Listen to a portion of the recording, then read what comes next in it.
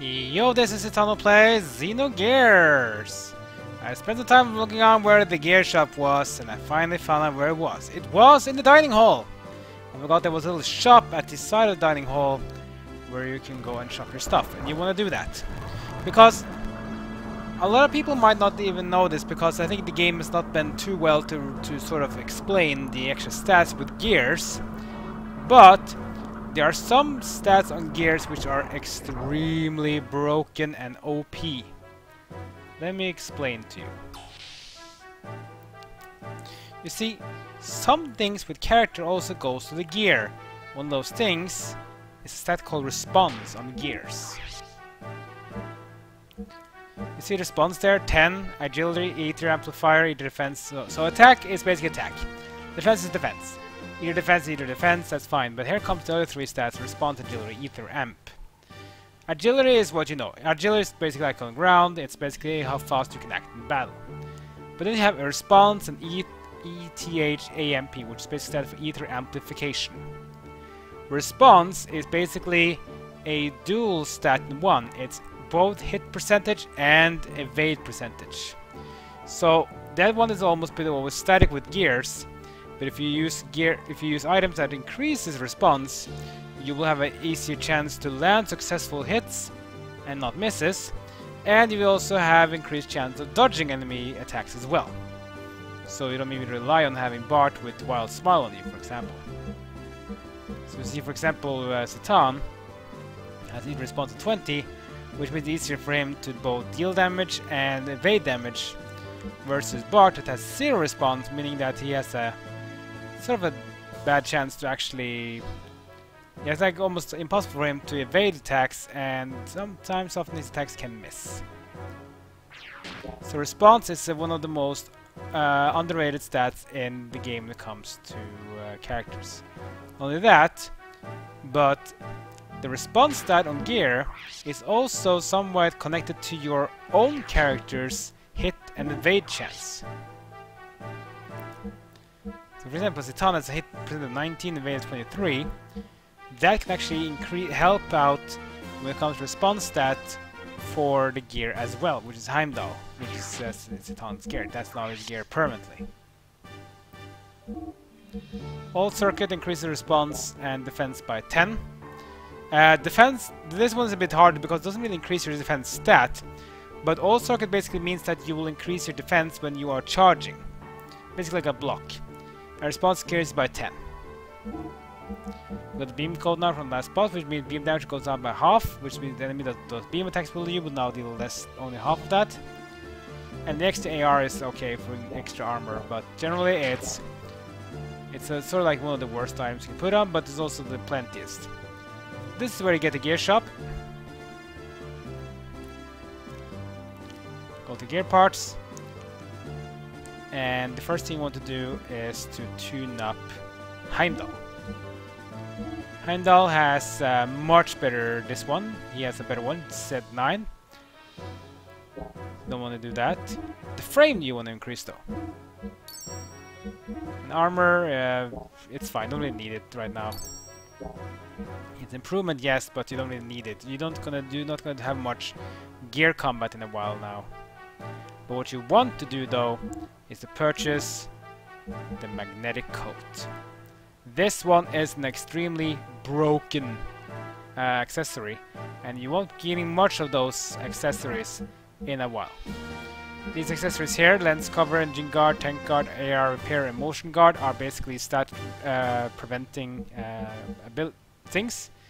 This prevents accuracy loss, this one prepares damage loss, this one prevents fuel leaks, this one prevents defense loss, and this one prevents you getting slowed. Response circuit, which is increases response by 20. The magnetic koto, that one is the best one. Defense circuit also increases defense when you're guarding. C circuit increases your agility in desert areas, but this one is the most broken of them all. You want to buy as many of them as you can because they are so damn good.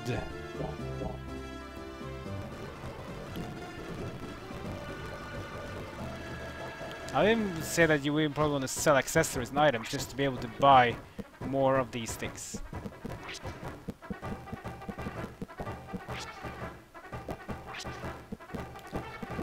I don't think we have anything we can sell though, which is a bit sad. But 1 minute code is fine though.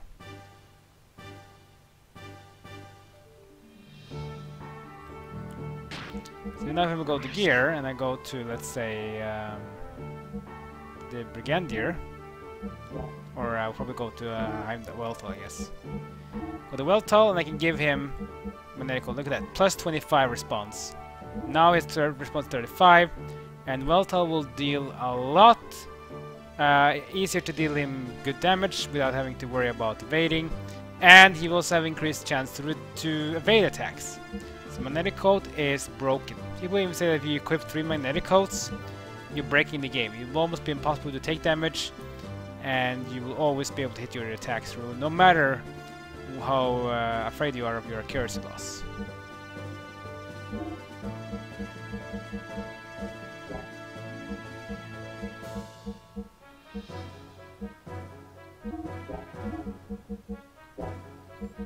I guess the rest is fine, but yeah, magnetic coat is one of the most broken things. There's also one called ether doubler, which is also a gear part. Ether doubler basically doubles the EP cost of using spells, but also doubles the effect as well. And yes, some items will also increase the power of your gear. So for example, if I use if I'm using leather hat, I can use the glasses, and that hit percentage will actually affect the gear as well. So sometimes you want to actually make sure you equip your character as well, willingly, to have the effect onto the gear too. Now with that thing been done, let's head down to Yggdrasil. But yeah, if you can, get magnetic codes. You want to get as many as you can. The more you can buy, the better. Let's head to the bridge.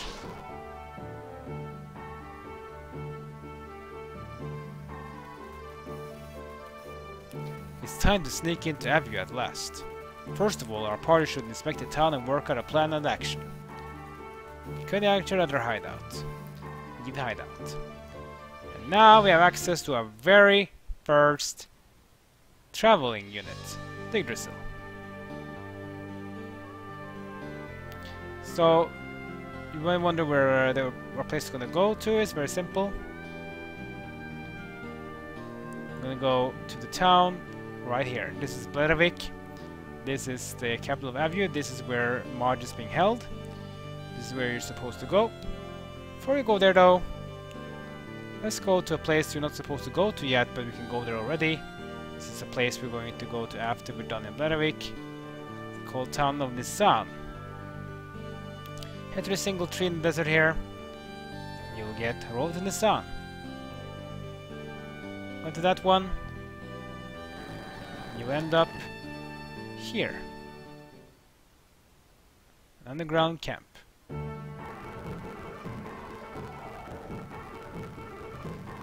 Speed up things a bit here.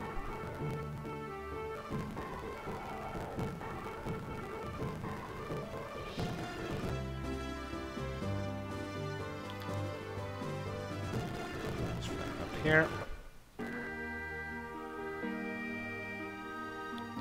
So this is the place we're gonna go to later in the game. We can go here already right now. This is the town where Margie,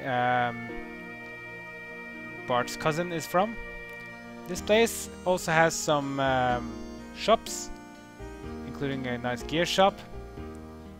So if you have some money you want to waste, you might want to come here to upgrade your characters, because they actually is very, very powerful.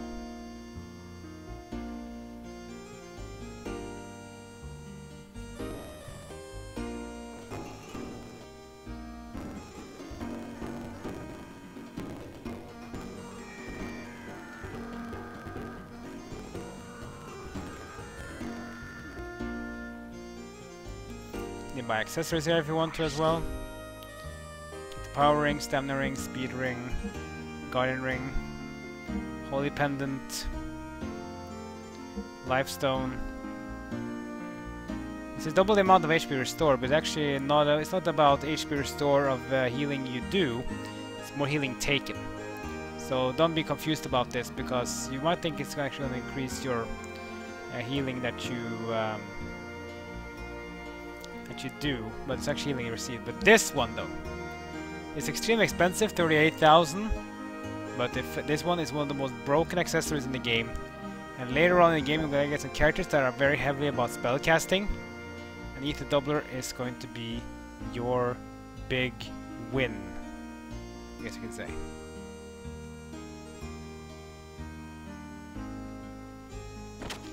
So if you want to farm money for it and buy Ether Doublers, you will be very glad about doing it, but if you don't, or don't really care about it, it's fine. It's not a big deal, it's just gonna make some bosses just gonna be shredded into pieces in the future. But it's kind of mid-game, so not early game.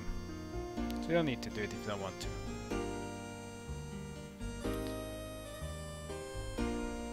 Well, it's a cool thing that at least you can go here to get some stuff though.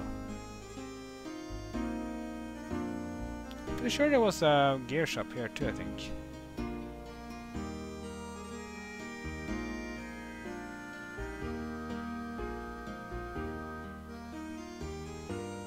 Remember where it was. It was here, maybe? It's a normal town. No, that's just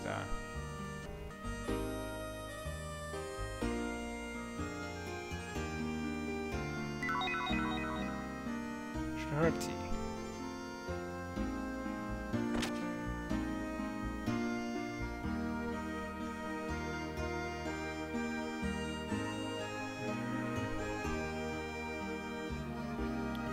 Here.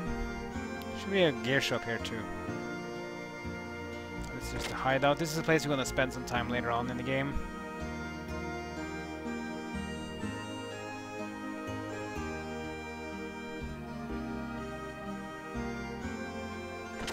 Maybe here.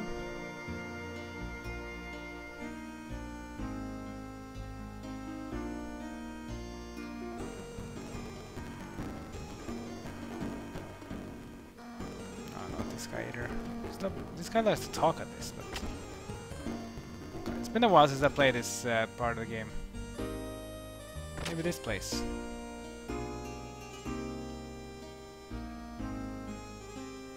Yeah, this is the guy painting. Reminds me a bit of Faye. Remember when we started playing this game, the first thing we saw was Faye doing some painting skills. Maybe this place.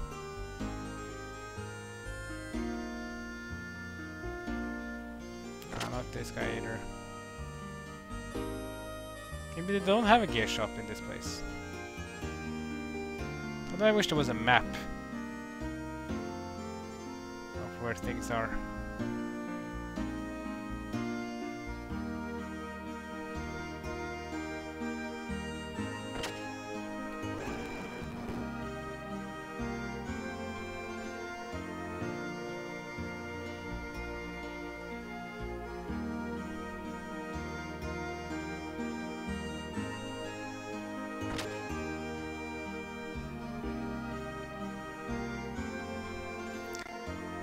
If there was a gear shop here. I'm pretty sure there was.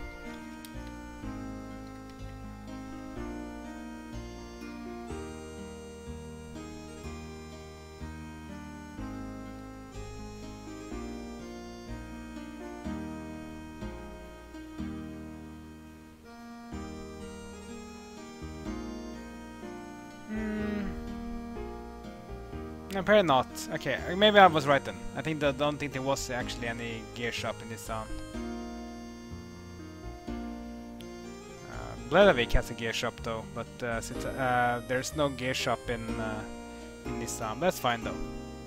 At least there's a gear shop in Bledavik, the capital of Aveh, where we actually are going to go. So, but I don't think you get the Ether Doublers in Bledavik. The only way to get Ether Doublers is to buy them in Nissan, and you're not supposed to really go to Nissan right now, but again, if you're willing to farm 38,000, which is kind of a lot, then go ahead and buy the Ether Doublers. But in my opinion, if you want to make it easier, just get the magnetic coats. But Ether Doublers can be very important later on when we get some characters that are more magic based instead of physical based.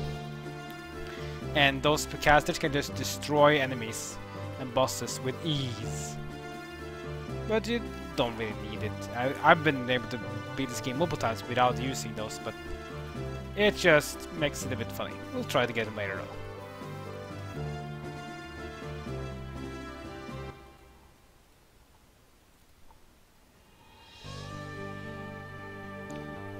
So what people usually do then to farm money is that they go on their gears and they run around in the desert, and they can fight some troopers or enemies here.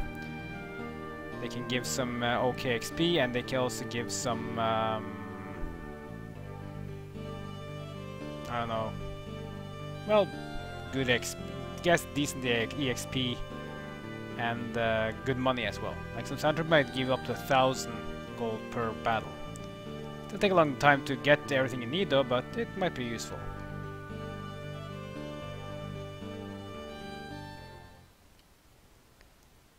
A little trick, by the way. Let's go back in again.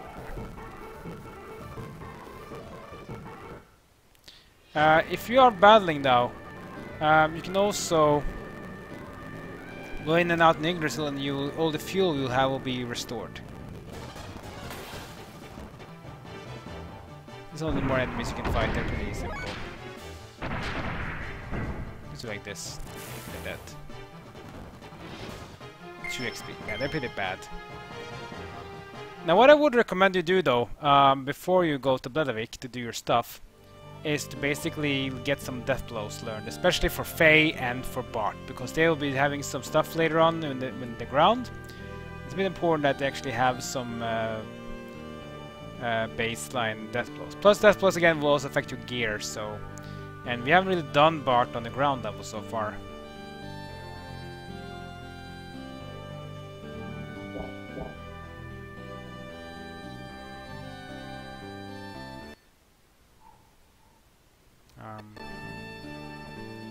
Sorry about that. I pressed the full screen button, sorry.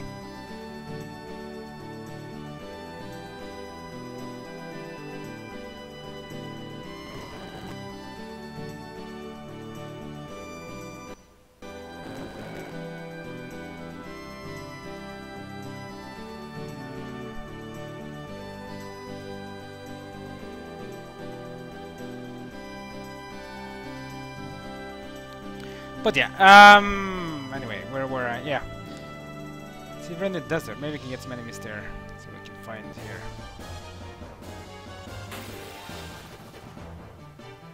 Yeah, here we have the sand troopers. I think you can get some money out of these. A bit easy to beat, but...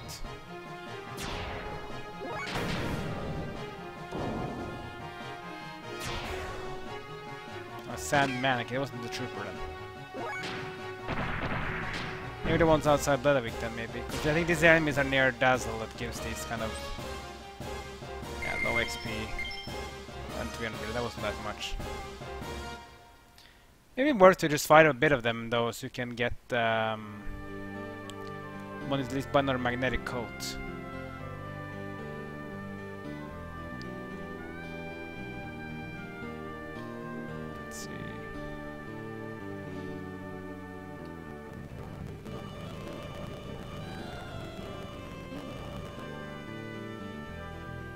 Here's Bledavik. Let's try to fight outside Bledavik. See if we can find some good enemies here.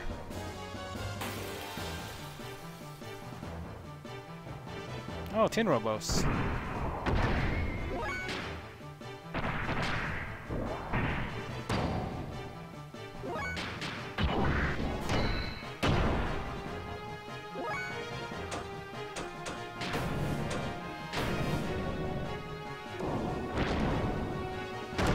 Pretty easy to beat. Neo tin robot as well. Wow. The guy didn't even attack and it did no damage. What a weakling. There we go.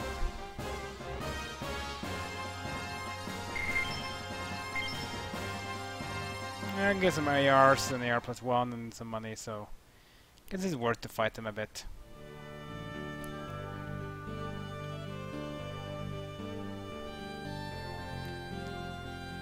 do one more battle.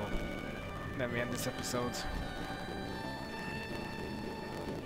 I'll spend some time between the episodes to do some death blow leveling and get to the... Oh, here we have the guy. This is probably the guy I think we need to fight. He is the sand trooper. It's pretty tanky at least. Like they did almost no they do almost no damage, this guy. Spear trooper. Oh, he hurts a bit as well for being a regular enemy.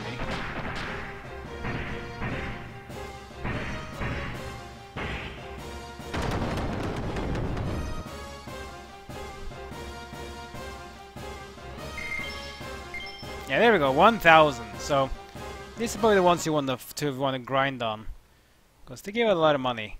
Just that they don't always meet them. So, but at least they gave some money. You can buy some more magnetic codes, because that's just gonna make the game so much easier.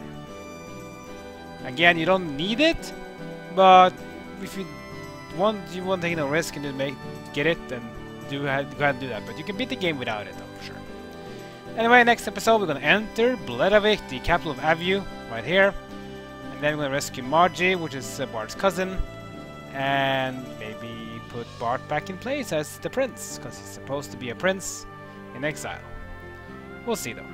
Like, comment, and subscribe, follow me on social media. That's great for now. See you guys next time as my journey in Xenogears continues.